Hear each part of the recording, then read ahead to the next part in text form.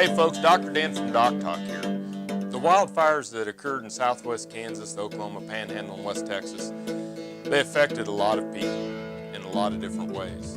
My guests will be Mark Gardner, Mark Spare, Dr. Randall Spare, and Kendall Kay, all from the Ashland and Clark County areas, to discuss what happened firsthand, what was happening now, and how you can provide help in the relief of the efforts of the regrowth and the rebuilding of Clark County and the surrounding regions. Thanks for joining us today for the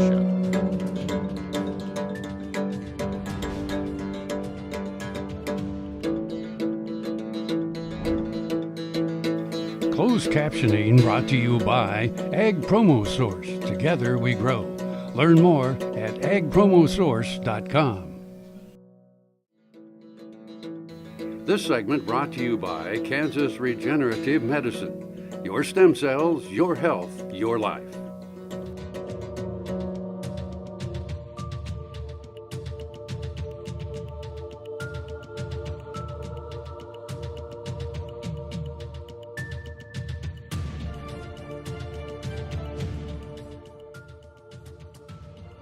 Hey there folks, and welcome to Doc Talk. I'm Dr. Dan Thompson here in person with Mark Spare, and on the phone and live in person we have Dr. Randall Spare from Ashland Veterinary Center, Kendall Kay from the Stock Growers State Bank in Ashland, Kansas, and Mark Gardner, who is with Gardner Angus. And today is a day of we heard a lot, we've seen a lot on social media. There's been a lack of coverage on national media about the natural disaster that occurred in Clark County, Kansas and the surrounding area.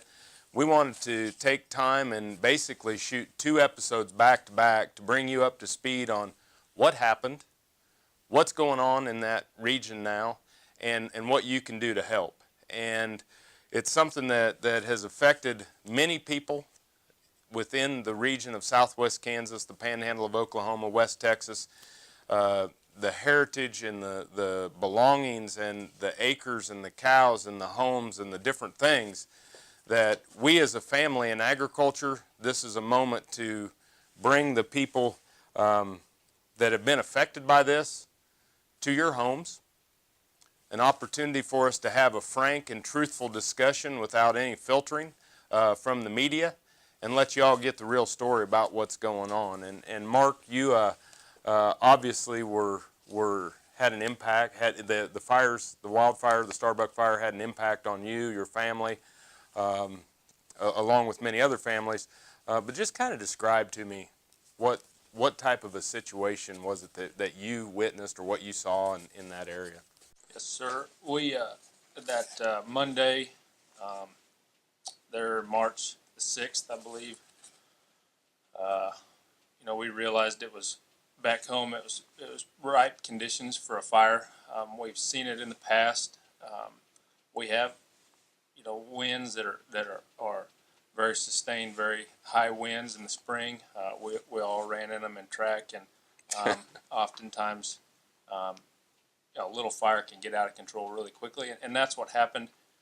That's what we began to understand. My father began to send us some updates throughout the day. This fire that had started in the Oklahoma Panhandle and came across into familiar territory there in southwestern Clark County and southeastern Meade County, and then began to change tune a little bit when we watched and saw on the weather, as I watched the weather, that the winds had shifted. I got a text that the fire was jumped across Highway 283 there by Englewood and was heading toward the Gardner Angus Ranch, and just began to take a different feel. Then we received text that our neighbor's house, this was several hours later, our neighbor's house was burning to the ground, and was a very impactful time for us, trying to be patient and hear what was going on. But at that time, I began in my mind to understand that my place was to go down and to help my community survive, to serve them.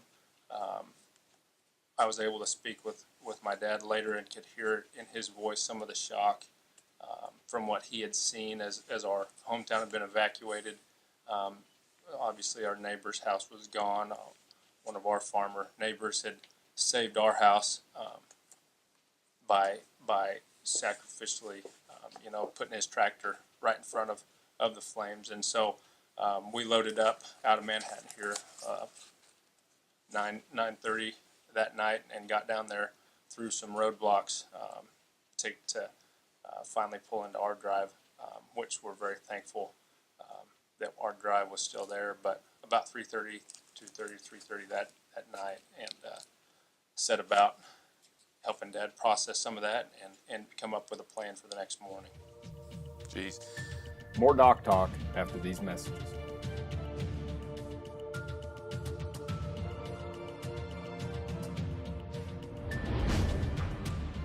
This segment is brought to you by Santa Fe Trail Meats in Overbrook, or visit us online at sftmeats.com.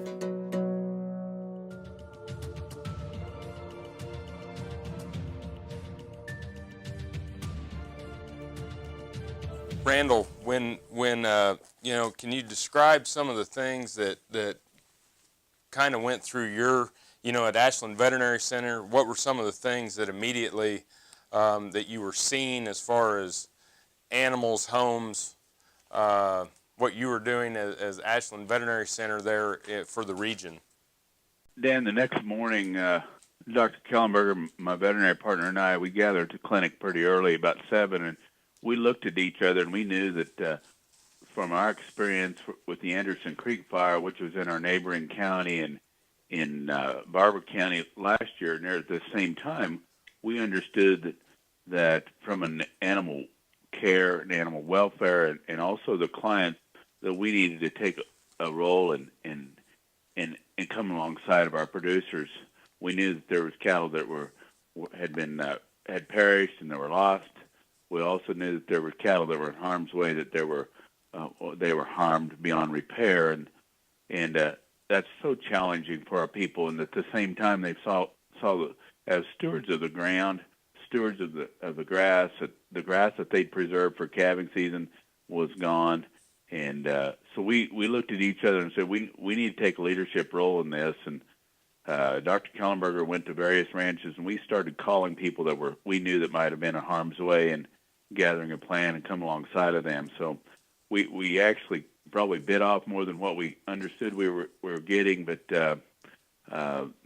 we felt like that was our responsibility. Well, and as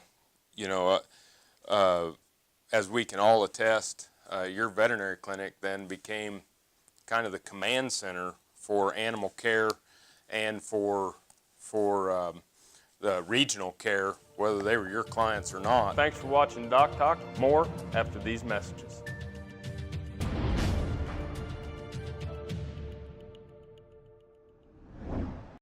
Hey folks, Dr. Dan from DocTalk. Have you asked yourself, how can I help provide relief to wildfire victims? Well, you can go to the Ashland Community Foundation, or you can go to the Kansas Livestock Association Foundation and make monetary gifts. Another way, you can buy this beautiful print that was painted by Dr. Eva Gardner of the Gardner Angus Ranch of Ashland and Clark County area before the fire. This painting will be sold through the Kansas Livestock Association Foundation, and all proceeds will be provided to victims of the wildfire. Brown Chevrolet Buick in Wamego is driven by the spirit of American ingenuity. Come in for a new Chevrolet car, truck, or SUV. If we don't have exactly what you want, we'll find it for you. And we also have a great selection of used cars. We make sure you have an easy, fun, and transparent sales experience that saves you time and money. But if you want high-pressure salesmen and hours spent in the finance office, you'll just have to go elsewhere. Brown Chevrolet Buick in Wamego. We're making car buying great again. Valley Vet Supply is devoted to providing information and professional quality products at reasonable prices. Valley Vet Supply. Soil is the life of a farm, and for 25 years, SureCrop Liquid Crop Nutrition has helped growers produce abundant quality crops while preserving and improving the soils they steward. SureCrop offers complete soil and plant analysis with cropping recommendations, delivery direct to your on-farm storage, and quality crop nutrition custom blended for your field. Choose SureCrop for the assurance of excellence for your soil. Call today or visit their website for more information. There's a lot of different ways of doing this woodwork, but I could not make a knife without both hands, especially without this thumb. And my thumb was so sore that I couldn't even touch it, and they wanted to fuse it, and I said no, cut it off, because I didn't want it sticking up. And I found out about the Kansas regenerative stem cell and went to Manhattan and had that taken care of in my thumb, and now I'm able to go again. This segment brought to you by Kansas Soybean Commission. Progress powered by Kansas farmers.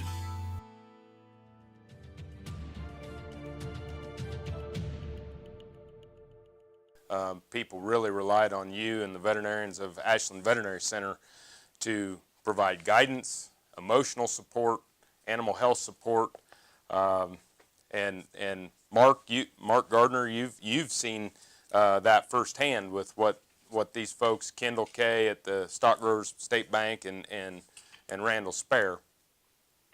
Absolutely, Dan, and appreciate the opportunity to visit about what happened. And everybody in the community is so thankful for everybody that came running when this fire hit. And first and foremost, that would be our volunteer firemen, many of which are ranchers and work on ranches here in this community. And they literally jumped on their trucks left their ranches to try to save ours. And I think that kind of exhibits the selflessness that everybody has put forth. And it becomes a triage situation where you try to save the things that you can. And the reality with this fire, I had a fireman tell me that it was traveling, 80 to 100 miles an hour. And, you think about other fires that we've been a part of, they really just don't move that same speed. And when we had the good fortune last spring and summer and even fall to have such great rainfall, there was a huge fuel supply, the wind. But the reality of it is the wind made it so much worse that there was nothing that could have been done. There's firemen that are very devastated. We've never lost a home in this community. And I said, you didn't lose. It was a tough ball game and we won. And so, when you think about the fact that, yes, there were some homes lost, but Ashland, Kansas, and the majority of the rural homes were saved, and that's amazing. And then when you think about the fact that no human lives of anybody that was a resident, there was a truck driver that perished, and that's horrible for him and his family. But there was an opportunity for lots of loss of life of humans besides all the animals that were lost. When you look at what has been done, even during the night and all throughout that, the Ashland Veterinary Clinic, Ashland Veterinary Center provided a command post for organization and for help for people that needed help. They did a tremendous job. Kendall Kay and the Stock Growers State Bank, all of their team, many of their team were firemen. They're out there fighting the fire, but at the same time, they're coordinating the relief efforts. And you just don't think about the organization that it takes. And Kendall Kay, we'll talk to him here in a second, but to some extent, Randall Spare, Kendall Kay, and even myself, we're used to dealing with chaos on a daily basis just because we've got a lot of things happening. But we all react to this differently, Dan. And so the devastation hits people different ways, and that doesn't make it good or bad. It makes it,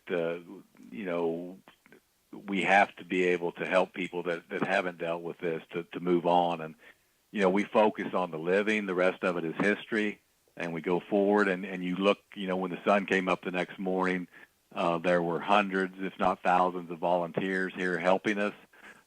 There was hay on the way. There was fencing supplies on the way. There was veterinary help from Kansas State University on the way that came and helped everybody.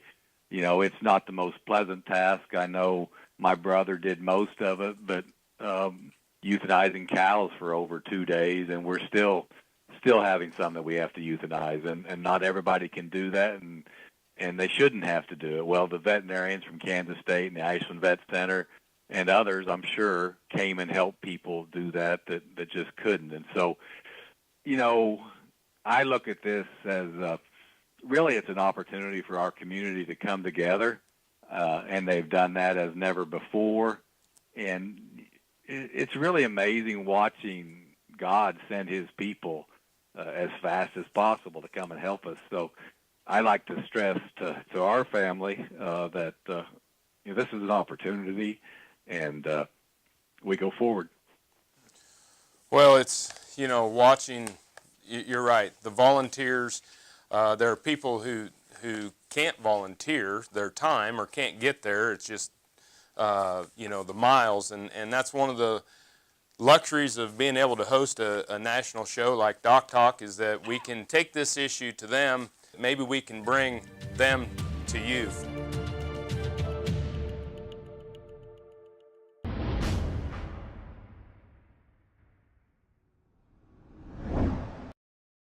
It's time, the Great Bend Farm and Ranch Expo, April 5th through the 7th in Great Bend, Kansas. This is your regional expo held in the heart of Kansas. J.D. Wing Horse Clinician all 3 days, sponsored by T-Cross Ranch and Bobby Norris Realty. Bradford Cattle Dogs, Border Collie demos all 3 days. Live cattle, beer garden, 80 acres and 3 buildings of exhibits. Corporate sponsors American Hat Company, the Great Bend Co-op. Go to starexpos.net for more information. April 5, 6, 7. Ag Promo Source is a unique group of marketing specialists with one mission: help your ag business grow. Each affiliate has their own area of expertise, and they work together to bring you advice, products, and services. To get started, visit agpromosource.com. Ag Promo Source. Together we grow.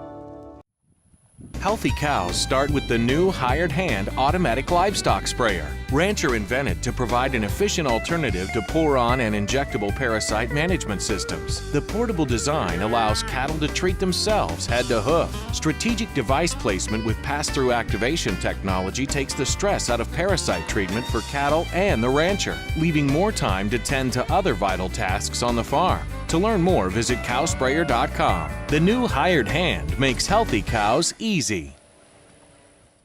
This segment brought to you by Kansas Farm Bureau, the voice of agriculture. To join today or more information, go to kfb.org or find us on Facebook and Twitter.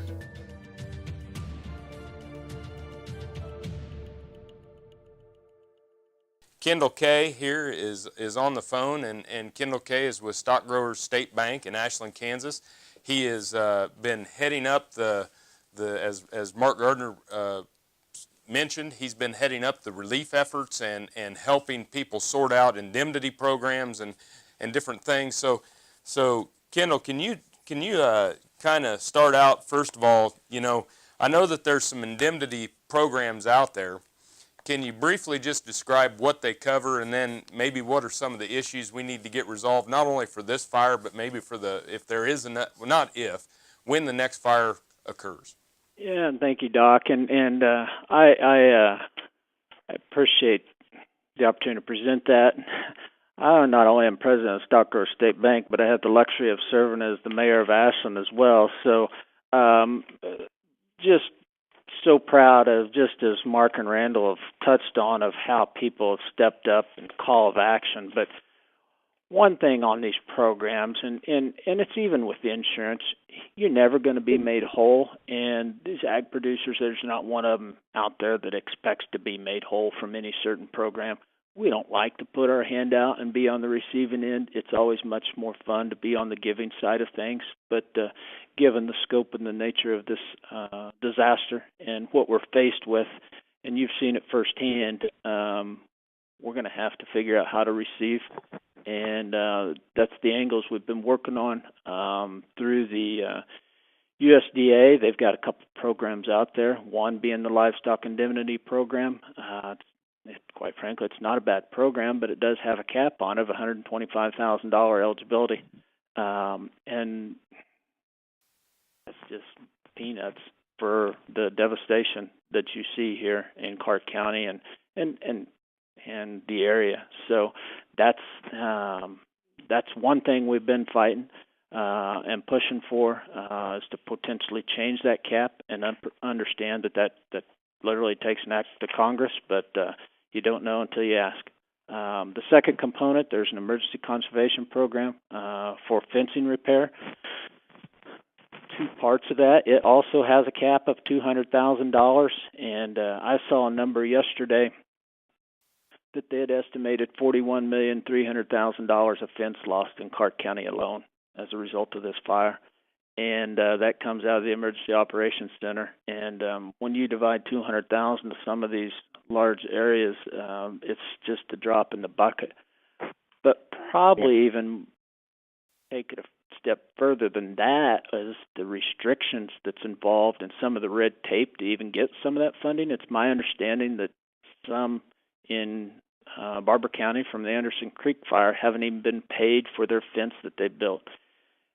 And we're not looking at that for ourselves, but unfortunately this is not going to be the last fire out there, whether it be in Clark County or in the state of Oklahoma or in the state of Texas. And if we can help in a disaster setting to relieve some of that red tape for others, that's one of the pushes that we're trying to make. And everybody that's watching this show could contact their congressman to assist with that. I mean, the specs are 15 pages long, and I know they're trying to relieve that, but we need to continue to push towards that direction to just allow these ranchers to go build fence, and they're going to build it that's going to last for 30 to 50 years. I mean, they don't want to do it again in 5 years. Well, I think that one of the things is, I can't believe there's a cap. Maybe they ought to put a cap on the amount of income tax you have to pay too, or maybe let us wait a year before we have to send our check into the IRS. But you bring up some great points, and we do need to speak to our representatives that there should not be a cap. These operations today are not the same size, nor the economics the same as when these were put in place, and we need to move forward. But if that aside, Kendall, talk to me a little bit about the two foundations that obviously there are foundations. If you go to ncba.org, you can find foundations for people in West Texas to support the Panhandle of Oklahoma. Today our show is focusing on Ashland, Kansas. Our show is on Clark County, Kansas, because that was really the epicenter. That's where the majority of the devastation, animal losses, home losses, fence losses occurred during this fire. And so, Kendall, talk to me a little bit about the two foundations that we were talking about during the break.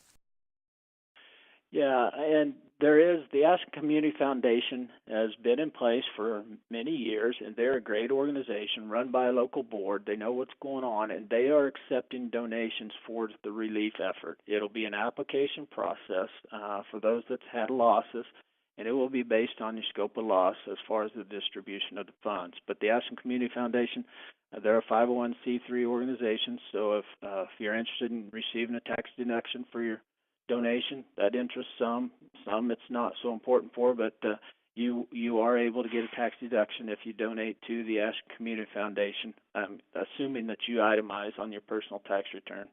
But and those funds, I mean, they've got a website, ashlandcf.com, and again, ashlandcf.com, or you can just mail to P.O. Box 276 in Ashland, Kansas, 67831. It's, again, a great organization. The KLA has also been very supportive, Kansas Livestock Association, and you can donate there as well, and a large percentage of those funds will come back to this area given the scope and the nature of this disaster here. Being from Ashland,